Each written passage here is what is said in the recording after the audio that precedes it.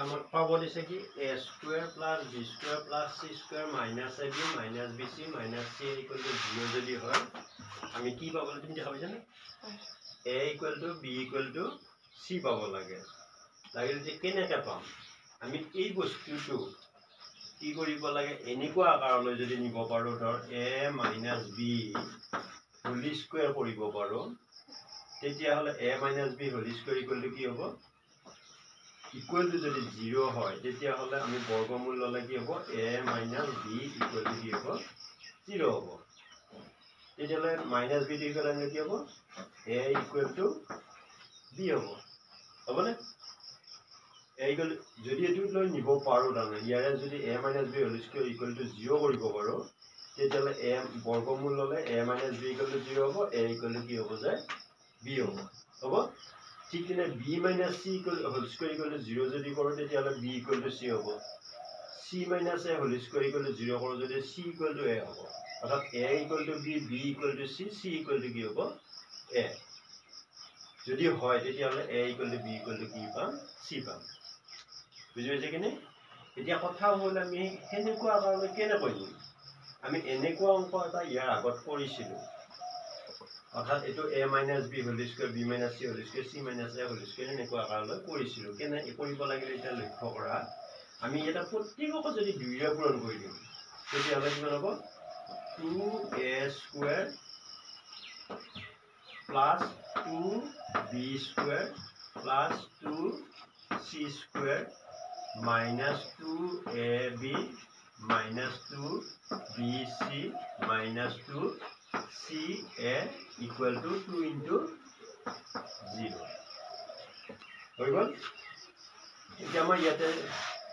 আমি a minus b whole square সূত্ৰটো কি পাইছিলো a minus b whole square a square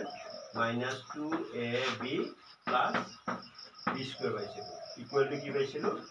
a minus b whole square পাইছিলো ঠিক আছে এতিয়া a স্কয়াৰ এটা a স্কয়াৰ আছে না b স্কয়াৰ আছে 2ab আছে আছে না তেতিয়া হলে a স্কয়াৰ ইয়াৰ এটা স্কয়াৰ ইয়াৰ b স্কয়াৰ আৰু 2ab যদি লগ লগাই দিম তেতিয়া হলে a - b হোল স্কয়াৰ পৰি যাব হে আমি ইয়াৰে কি কৰিম এটা a স্কয়াৰ লম a স্কয়াৰ এটা ললো তাৰপিছত প্লাস b স্কয়াৰ ললো আৰু ইয়াৰে -2ab লগ লগাই দিলো 2ab এতিয়া এখিনি বস্তু কি কৰিব সূত্ৰত কৰিব ঠিক তেনেকৈ ইয়াতে b স্কয়াৰ কেইটা আছে এটা ইয়াৰে এটা b স্কয়াৰ হ'ব দিলো আৰু এটা b স্কয়াৰ হ'ব দিলো plus b square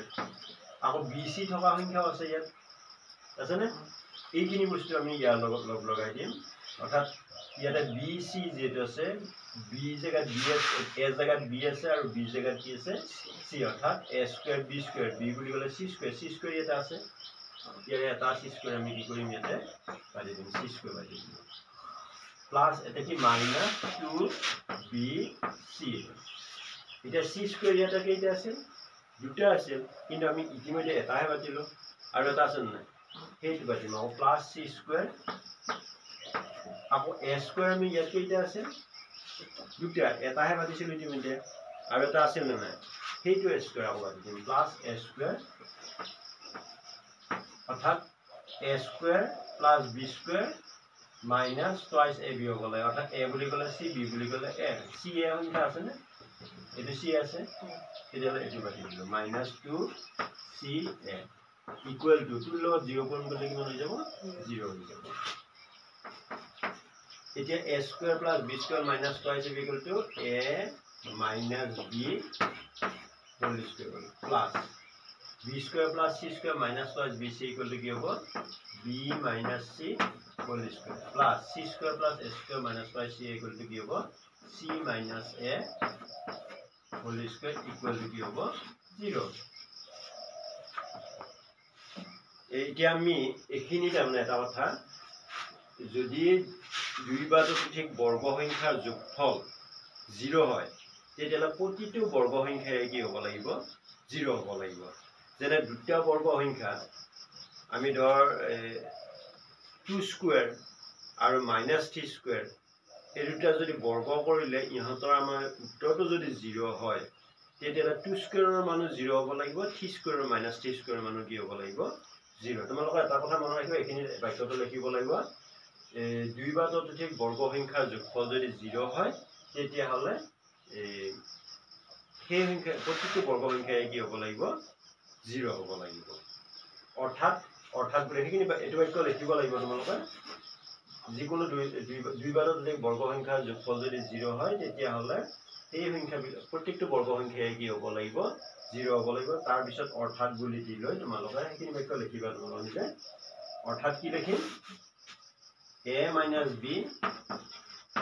whole square equal to 0 বা b minus c whole square equal to 0 নাইবা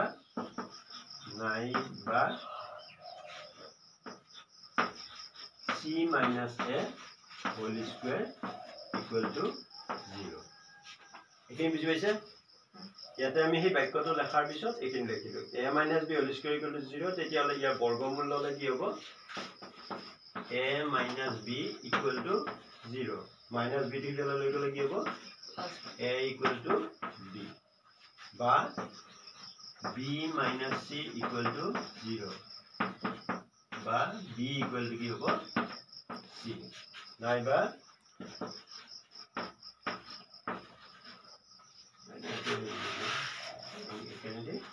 আমি এই চিনটো দিব পাৰো c minus a equal to 0 তেতিয়া আমি কি লিখিব পাৰো c equal to a এটা a b ৰ সমান b c ৰ সমান c a ৰ সমান তেতিয়া হলে কি হ'ব a যদি b ৰ সমান হয় b যদি c ৰ সমান হয় তেতিয়া c a ৰ সমান হলে a equal a ৰ সমান কোন হ'ব b হ'ব a ৰ সমান c হ'ব অৰ্থাৎ কি হয় এটাতে a equal to b equal to কি হলো c proof প্ৰমাণিত এনেকা কৰি দিলে হৈ যাব